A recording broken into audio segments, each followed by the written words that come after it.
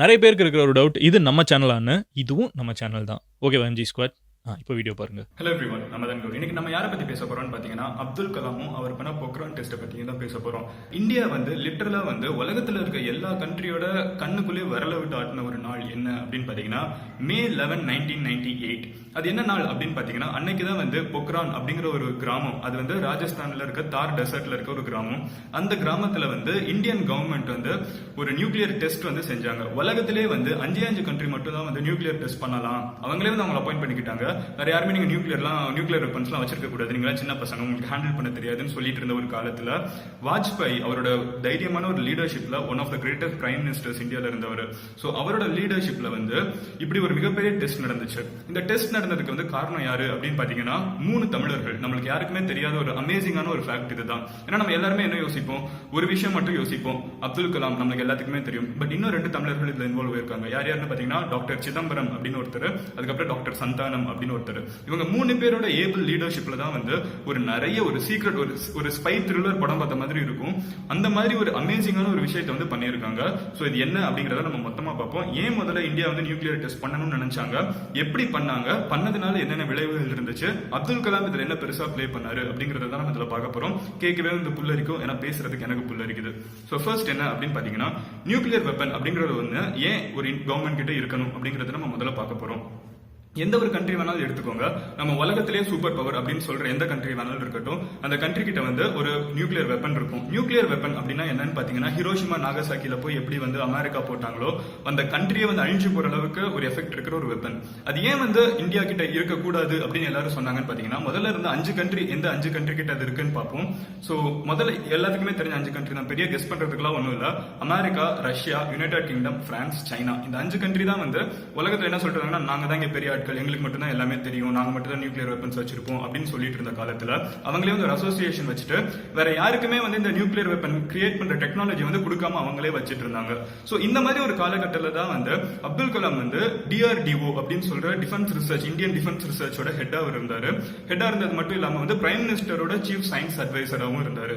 So Abdul Kalam அப்படி இருக்கப்ப வந்து வாஜ்பாய் வந்து ஒரு ரொம்பவே பேட்ரியாட்டிக் ஒரு பர்சன், இந்தியான ஒரு பற்று, ஒரு தேசப்பற்று இருந்த ஒரு மிகப்பெரிய பிரைம் மினிஸ்டர். சோ அவர் என்ன நினைக்கிறாருன்னா சைனா கிட்ட நியூக்ளியர் வெப்பன் இருக்கு, பாகிஸ்தான் வந்து எப்போ என்ன லூசுத்தனம் பண்ணுவாங்கன்னு யாருக்குமே தெரியாது.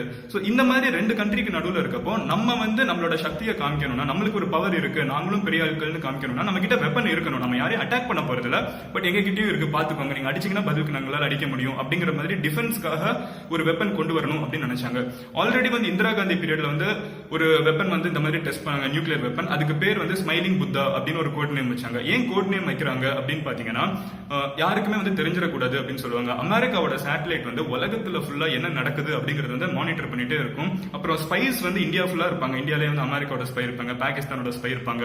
ஒரு இந்தியானாவே கூட இருக்கலாம், எல்லா இன்ஃபர்மேஷனையும் பாகிஸ்தானுக்கும் அமெரிக்காவுக்கும் கொடுத்துட்டு இருக்காங்களா இருக்கலாம். சோ இந்த மாதிரி வந்து நம்பிக்கையற்ற ஆட்களுக்கு எல்லாம் யாருக்குமே நியூஸ் தெரிஞ்சிடக்கூடாது அப்படிங்கறதுனால கோட் நேம் வச்சு யாருக்கும் தெரியாம அதை ஃபுல்லா நடத்தணும். சோ 1974ல வந்து இந்திரா காந்தி வந்து ஒரு நியூக்ளியர் டெஸ்ட் பண்ணாங்க. அது எங்கன்னு பாத்தீங்கன்னா அதே பொக்ரான் அப்படிங்கிற ஒரு சைட்ல தான், அந்த கிராமத்துல தான் பண்ணாங்க. ஏன் ராஜஸ்தானை முதல்ல சூஸ் பண்றாங்க, ஏன் தார் டெசர்ட்ல போய் பண்ணணும் அப்படின்னு பாத்தீங்கன்னா அதுதான் பாகிஸ்தான் கிட்ட இருக்கு. சோ அங்க பண்ணாதான் ஒரு மிரட்டுற மாதிரி இருக்கும், ஒரு கெத்து காமிக்கிற மாதிரி இருக்கும், அங்கதான் பண்றாங்க. சோ ப்ராக்சிமிட்டி வந்து அங்க ஈஸியா இருக்கும், பாகிஸ்தான் வந்து நாங்க என்ன பதில் அடிக்க முடியும் அப்படிங்கிற மாதிரி அங்க டெஸ்ட் பண்றாங்க. மோரோவர் வந்து ஒரு டெசர்ட் அப்படிங்கிறதுனால ரேடியேஷன் வந்து வெளியே எங்கேயும் போகாது அப்படிங்கிறதுக்காக அது பண்றாங்க. சோ அங்க பண்ணங்க வந்து ஃபர்ஸ்ட் டைம் பண்ணப்ப வந்து ஒரு சின்ன டெஸ்ட் மாதிரி தான் பண்றாங்க, நியூக்ளியர் வெப்பன் எங்க கிட்ட இருக்கு அப்படின்னு சொல்றதுக்கு தான். பட் செகண்ட் டைம் வந்து வாஜ்பாய் என்ன சொல்றேன்னா ஒரு ஃபுல் ஃபிளெஜ் நியூக்ளியர் வெப்பன் எங்க கிட்ட இருக்கு, ரேடியேஷன் ப்ராப்பரா கால்குலேட் பண்ணி எவ்வளவு அட்டாக் பண்ணணும்னு தெரியணும், மொத்தமா ஒரு ப்ராப்பர் எக்ஸ்பெரிமெண்டா இல்லாம ஒரு ஃபுல் டெஸ்டா இருக்கணும் அப்படிங்கறது வந்து ரொம்பவே ஸ்ட்ராங்கா இருக்காரு. அப்போ வந்து உலகத்துல இருக்க எல்லா கண்ட்ரியும் நம்மளை திரும்பி பார்க்க ஆரம்பிப்பாங்க அப்படிங்கிறதுனால வந்து வாஜ்பாய் வந்து இதை டிசைட் பண்றாரு. டிசைட் பண்ணதுக்கு அப்புறம் ரொம்ப நம்பிக்கையான ஆட்கள், இந்தியானா என்ன வேணாலும் செய்யற ஆட்கள் அப்படின்னு வந்து 3 பேரை சூஸ் பண்றாங்க. அண்ட் ஸ்ட்ரேஞ்ச்லி 3 பேருமே தமிழர்களா இருக்காங்க. நான் முதல்ல சொன்ன மாதிரி doctor Chidambaram, doctor Santhanam, doctor Abdul Kalam. So 3 பேருமே வந்து ஒவ்வொரு டிபார்ட்மெண்ட்ல இருக்காங்க. 3 பேருமே சேர்ந்து வந்து நிறைய பிளான் பண்றாங்க எப்படி இதை நடத்தணும் அப்படிங்கிறதுக்கு. நான் முதலே சொன்ன மாதிரி வந்து அமெரிக்காவோட சேட்டலைட் வந்து உலகத்தையே வந்து வாட்ச் பண்ணிட்டே இருக்கும். எந்த மூலையில என்ன நடக்குதுங்கிறது அமெரிக்காவோட சேட்டலைட்டுக்கு தெரிஞ்சிடும். இப்போ வந்து ஒசாமா பின் லேடன் அட்டாக் பண்ணது கூட சேட்டலைட் இமேஜஸ் வச்சு எங்க இருக்காங்க அப்படின்னு பாகிஸ்தானுக்குள்ள பார்த்து தான் போய் அட்டாக் பண்ணாங்க. சோ இப்படி இருக்க ஒரு கவர்மெண்ட் வந்து எதிர்த்து நம்ம பண்றது அப்படிங்கிறது ஒரு மிகப்பெரிய கேள்விக்குறியா தான் இருந்துச்சு. ஏன்னா எல்லா கண்ட்ரியுமே வந்து அமெரிக்கா சைட் தான் இருப்பாங்க. அமெரிக்கா வந்து ஒரு சூப்பர் பவர், ஆல்ரெடி உலகத்துல இருக்க எல்லா 5 பெரிய கண்ட்ரி வந்து இந்தியா பண்ணக்கூடாது அப்படின்ட்டாங்க. சோ இந்த மாதிரி ஒரு சிச்சுவேஷன் நம்ம பவரை காமிக்கணுங்கிறதுக்காக என்ன பண்ணாங்கன்னு பாத்தீங்கன்னா நிறைய வந்து ட்ரிக்ஸ் எல்லாம் யூஸ் பண்ணிருக்காங்க. என்னன்னு பாத்தீங்கன்னா நைட்டு தான் வந்து அந்த பொக்ரான் அப்படிங்கிற சைட்டுக்கு வந்து எல்லா ஆஃபீஸர்ஸும் போவாங்களாம். ஒவ்வொரு ஆஃபீஸருக்குமே வந்து ஒவ்வொரு கோட் நேம் இருக்குமா. அவங்க வந்து அந்த புனை பெயர் அப்படின்னு சொல்லலாம். அந்த கோட் நேம்ல தான் வந்து அவங்க அந்த இடத்துக்கு போவாங்க. போறப்ப வந்து ஃபுல்லா மிலிட்டரி யூனிஃபார்ம்ல தான் போவாங்க. ஏன்னா பாக்குறதுக்கு என்னமோ பார்டர் சைடு ஏதோ இந்தியன் ஆர்மி மூவ் பண்ற மாதிரி தான் இருக்கும். பட் எல்லாருமே பாத்தீங்கன்னா சயின்டிஸ்ட் நியூக்ளியர் வெப்பனுக்காக மூவ் ஆயிட்டு இருக்காங்க. யோசிச்சு பாருங்க, அது வந்து எந்த கவர்மெண்ட்டுமே யோசிக்காத ஒரு விஷயம். இந்தியன் கவர்மெண்ட் வந்து தைரியமா பண்ணாங்க. வாஜ்பாய்க்கும் அப்துல் கலாமுக்கும் ஒரு பயங்கரமான ஒரு அஃபெக்ஷன் இருந்துச்சு. ரெண்டு பேருமே வந்து ரொம்ப ட்ரஸ்ட் பண்றாங்க ஈச் அதர். இந்தியானா அவங்க என்ன வேணாலும் பண்ணுவாங்கிறதுனால அவங்க ரெண்டு பேருக்குமே ஒரு மிகப்பெரிய அண்டர்ஸ்டாண்டிங் இருந்ததுனால இந்த எக்ஸ்பெரிமெண்ட் வந்து ஈஸியா போயிட்டு இருந்துச்சு. சோ என்ன பண்ணுவாங்கன்னு பாத்தீங்கன்னா, பொக்ரான் அப்படிங்கிறது ஒரு டெசர்ட். யோசிச்சு பாருங்க, அந்த டெசர்ட்ல அந்த டெம்பரேச்சர்ல வந்து காலையில வந்து அமெரிக்கன் சேட்டலைட் வந்து அதை பாக்குறப்போ, சூரிய வெளிச்சத்தோட பாக்குறப்ப வந்து பொக்ரான் வந்து எல்லாமே எதுவுமே நடக்காத மாதிரி நார்மலா இருக்க மாதிரி இருக்கணும். ஆனா வந்து இவங்க யோசிக்கிற மாதிரி கீழே வந்து ஒரு மிகப்பெரிய ஷாஃப்ட் பில்ட் பண்ணும். ஷாஃப்ட்னா என்னன்னு பாத்தீங்கன்னா, அதுக்குள்ளதான் வந்து நியூக்ளியர் வெப்பனை டெஸ்ட் பண்ண முடியும். வெளியே வச்சு டெஸ்ட் பண்ணா ரேடியேஷன் வெளியே போயிடும். அண்டர் கிரவுண்ட்ல தான் டெஸ்ட் பண்ணுவாங்க. சோ அண்டர் கிரவுண்ட்ல வந்து ஒரு மிகப்பெரிய ஷாஃப்ட் கட்டணும். அந்த ஷாஃப்ட் வந்து முழுக்க முழுக்க நைட் மட்டும் தான் கட்ட முடியும். ஏன்னா அமெரிக்கனோட சேட்டலைட் வந்து பாத்திரக்கூடாதுங்க, ஆட்கள் நடமாட்டம் இருக்குங்கிறதெல்லாம் பார்க்க கூடாதுனால நைட் மட்டும் தான் பண்ணுவாங்க. எல்லாருமே மிலிட்டரி யூனிஃபார்ம்ல வந்து யாருக்குமே தெரியாம நைட்டோட நைட்டா உள்ளுக்குள்ள போய் எல்லா இன்ஸ்ட்ருமெண்ட்டையும் வச்சு எல்லாமே தோண்டி முடிச்சுட்டு நைட்டோட நைட்டா மறுபடியும் அந்த இன்ஸ்ட்ருமெண்ட் வந்து எங்கேருந்து எடுத்தாங்களோ அங்கேயே போய் வச்சிருவாங்களாம். சோ தட் அமெரிக்கன் கவர்மெண்ட் வந்து சந்தேகமே வரக்கூடாது. ஓகே, இன்ஸ்ட்ருமெண்ட்ல அதே இடத்துல தான் இருக்கு, யாரும் மூவ் பண்ணல அப்படின்னு. இது எவ்வளவு பெரிய ஆர்டினல் யோசிச்சு பாருங்க, எவ்வளவு பெரிய கஷ்டமான ஒரு விஷயம் யோசிச்சு பாருங்க. ஒவ்வொரு நாள் நைட்டுமே வந்து ஒவ்வொரு சயின்டிஸ்டும் நைட்டு ஃபுல்லா தூங்காம, இது வந்து நான் 3 தமிழ் பேர் சொன்னேன், 3 தமிழ் ஆட்கள் சொன்னேன். பட் இவங்களுக்கு கீழே ஒர்க் பண்ணிட்டு இருந்தது யாரு அப்படின்னு பாத்தீங்கன்னா, எல்லா இந்தியா ஃபுல்லா இருக்க எல்லா ஸ்டேட்ல இருக்க எல்லா இந்தியன்ஸ், ஒவ்வொரு சயின்டிஸ்ட், மிகப்பெரிய ஆர்மி பர்சனல், எல்லா ஒரு மொத்த இந்தியன் கான்ட்ரிபியூஷனா தான் இருந்துச்சு. நைட்டோட நைட்டா இதை போய் பண்ணுவாங்களாம். இது வந்து யாருக்குமே பெருசா வெளியே தெரியாது. இந்த சீக்கிரட்டா உள்ளுக்குள்ள ஒர்க் பண்ற ஆட்களுக்கு மட்டும் தான் தெரியும். ஸோ ஒவ்வொரு டைம் இந்த மாதிரி போய் ஒர்க் பண்ணுவாங்க. நைட்டோட நைட்டா எல்லா வேலையும் முடிச்சுட்டு வந்து மறுபடியும் காலையில வந்து அவங்க வேலையை போய் பார்க்கணும். ஏன்னா அப்துல் கலாம் மாதிரி ஒரு மிகப்பெரிய சயின்டிஸ்ட் வந்து கண்டினியூஸா கொஞ்ச நாளுக்கு வந்து அவர் ஆஃபீஸ்க்கு வரல அப்படின்னா அதுவும் வந்து ஒரு டவுட்டை கிளப்புங்கிறதுனால நைட்டும் தூங்காம காலையிலையும் தூங்காம இது வந்து ரொம்ப நாளா வேலை பார்த்துட்டு இருந்திருக்காங்க. ஸோ அப்துல் கலாம் மட்டும் அந்த மாதிரி நிறைய பேர் வேலை பார்த்துட்டு இருந்திருக்காங்க. அப்துல் கலாம் வந்து இதுக்கு பின்னாடி இருக்க மிகப்பெரிய மாஸ்டர் மைண்ட். இதுதான் நடக்கணும், இப்படிதான் நடக்கணும்னு லீட் பண்ணதுக்கு வந்து ஒரு மிகப்பெரிய கான்ட்ரிபியூஷன் வந்து அப்துல் கலாமுக்கு போகுது. ஸோ இதெல்லாம் நடந்து முடிஞ்சதுக்கு அப்புறம் என்ன ஆகுது அப்படின்னு பாத்தீங்கன்னா, பொக்ரான் டெஸ்ட் மே 11th ஃபர்ஸ்ட் டைம் கண்டக்ட் பண்றாங்க 1998ல. சோ உலகமே வந்து திகச்சு போகுது. அந்த டெஸ்ட் வந்து கண்டக்ட் பண்றதுக்கு வந்து இந்தியா வந்து அப்பதான் வந்து அமெரிக்காவை கலாய்க்கிறாங்க. அந்த 5 டெஸ்ட் பண்றாங்க, 5 நியூக்ளியர் பாம்பு டெஸ்ட் பண்றாங்க. அந்த 5 நியூக்ளியர் பாம்பு பேர் வந்து சக்தி 1, சக்தி 2, சக்தி 3 அப்படின்னு சக்தி 5 வரைக்கும் இருக்கு. ஆனா இது வைக்கிற ஷாஃப்ட்னு ஒன்னு சொன்னேன்ல, அதுக்குள்ளதான் டெஸ்ட் பண்ணுவாங்கன்னு. அந்த ஷாஃப்ட் பேர் 3 பேர் வைக்கிறாங்க. அமெரிக்கன் கவர்மெண்ட் கலாய்க்கிறத பாருங்க, அப்துல் கலாமும் வாஜ்பாயும். ஒரு ஷாஃப்டோட பேர், அதாவது அந்த நியூக்ளியர் டெஸ்ட் பண்ற எக்ஸ்பெரிமெண்ட், அந்த சைட் பேர் வந்து அந்த அண்டர் கிரவுண்ட்ல தான் இருக்கு, சேட்டலைட் எதுவுமே பார்க்க முடியாது.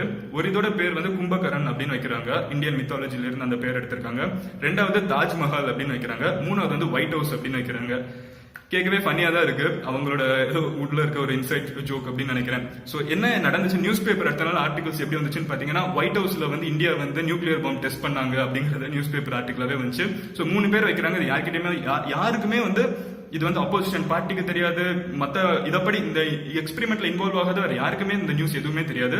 சோ எல்லாமே நடக்குது. அந்த எக்ஸ்பெரிமெண்ட் பண்ணி முடிச்சோன்னா, முதல் டெஸ்ட் பண்ணி முடிச்சோன்னா வெளியே வந்து அப்துல் கலாம், அதுக்கப்புறம் வந்து சிதம்பரம், அதுக்கப்புறம் வந்து வாஜ்பாய் 3 பேர் சேர்ந்து ஒரு பிரஸ் கான்ஃபரன்ஸ் கொடுக்குறாங்க. வாஜ்பாய் சொல்றாரு இந்தியாவும் இப்போ வந்து ஒரு நியூக்ளியர் ஸ்டேட் அப்படிங்கறத சொல்றாரு. அடுத்த நாள் நியூஸ் பேப்பர், எல்லா நியூஸ் பேப்பர்ல வந்து பெருமையா சொல்றாங்க இந்தியா வந்து நியூக்ளியர் ஸ்டேட் அப்படின்னு. இது வரைக்கும் 5 கண்ட்ரி கிட்ட இருந்த பவர் வந்து 6வது இந்தியா கிட்ட வந்திருக்குன்னு சொல்றாங்க. சொன்ன உடனே உலகத்துல இருக்க எல்லா கண்ட்ரியும் இந்தியா மேல செம கடுப்பாயிடுறாங்க, பயந்து போறாங்க. முதல்ல இப்படி ஒரு விஷயம் பண்ணாங்க. அமெரிக்கன் கவர்மெண்டோட மிகப்பெரிய இன்டெலிஜென்ஸ் ஃபெயிலியர்னு வந்து அவங்களோட ரெக்கார்ட்ல எழுதி வச்சிருக்காங்க. எப்படி ஒரு கிராமத்துல இருந்து வந்த இந்தியன்ஸ் வந்து ஆல்ரெடி வந்து இஸ்ரோ வந்து நாசா கிட்ட போய் ஹெல்ப் கேட்டப்ப வந்து அவங்க வந்து அசிங்கப்படுத்தி அனுப்பிச்சிருந்த காலம் எல்லாம் உண்டு. இப்படி இருக்க ஒரு கண்ட்ரி எப்படி 1998ல வந்து இப்படி ஒரு விஷயம் பண்ணாங்கன்னு அமெரிக்கா திகச்சு போறாங்க, உலகமே திகச்சு போறாங்க. அமெரிக்கன் கவர்மெண்ட் வந்து நிறைய கேள்வி இருக்காங்க. நாம தான் சேட்டலைட்ல பாத்துட்டே இருந்தோம், எப்படி இப்படி ஒரு டெஸ்ட் பண்ணாங்க, எப்படி திடீர்னு அவங்களால இதை பண்ண முடியும் அப்படின்னு கேக்குறாங்க. சோ கடுப்பாய் அவங்க என்ன பண்றாங்கன்னு பாத்தீங்கன்னா, இந்தியா மேல நிறைய சாங்ஷன்ஸ் விதிக்கிறாங்க. சாங்ஷன்னா என்ன அப்படின்னு பாத்தீங்கன்னா, இந்தியாவுக்கு வந்து எக்ஸ்போர்ட் பண்ண மாட்டோம் அப்படின்னு சொல்றாங்க. இந்தியாவுக்கு வந்து நாங்க எதுவும் ஹெல்ப் பண்ண மாட்டோம், காசு நாங்க எதுவும் கொடுக்க மாட்டோம் அப்படின்னு சொல்றாங்க. அப்போ ஒன்னும் பெருசா அவங்க கொடுத்துட்டு இருக்கல. ஆனாலுமே வந்து எக்ஸ்போர்ட் இம்போர்ட்ங்கிறது ஒரு மிகப்பெரிய விஷயம். பிசினஸ் அப்படிங்கறத வந்து அவங்க பேன் பண்றாங்க இந்தியா கூட. சோ அமெரிக்கா பண்ணோம்னா அதை பார்த்துட்டு ஜால்ரா அடிக்கிற மாதிரி சைனாவும் அதே பண்றாங்க, பாகிஸ்தான் பண்றாங்க. பட் இந்தியா வந்து அப்போ இருந்த இந்தியாவில வந்து நம்ம யூஸ் பண்ற இந்த பொருட்கள்ல இருந்து, நம்ம ஊட்டுற கார்ல இருந்து எல்லாமே வந்து இந்தியனா இருந்ததுனால இந்த எக்ஸ்போர்ட் பொருட்கள் வந்து வெறுமனே 4% தான் வந்து நம்மளோட யூஸ்ல இருந்ததுனால நம்மள அஃபெக்ட் பண்ணவே இல்ல.